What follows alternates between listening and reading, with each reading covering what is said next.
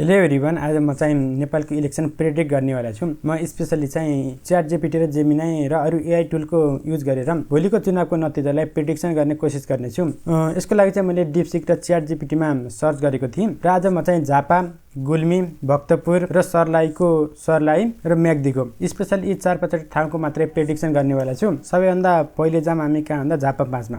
झापा 5 मा चाहिँ योभन्दा अघिल्लो चोटिको निर्वाचनमा केपी ओलीले 52,319 मत ल्याएका थिए, जसमध्ये काङ्ग्रेस त्यो बेला चाहिँ खगेन्द्र अधिकारी थिए नेपाली काङ्ग्रेसबाट 23,743 मत आएको थियो भने राष्ट्रिय स्वतन्त्र पार्टीको उम्मेदवारले करिब 11,000 मत ल्याएका थिए। तर यति हुँदा पनि ओलीले लगभग 28,000 मतले जितेका थिए। तर यसपालि बालेन मैदानमा छन्। ओलीका पुराना मतदाताले समेत यसपालि ओलीलाई बिदा दिने र नयाँलाई मौका दिने भन्दै बालेनलाई भोट दिने मनसायमा देखिएका छन्।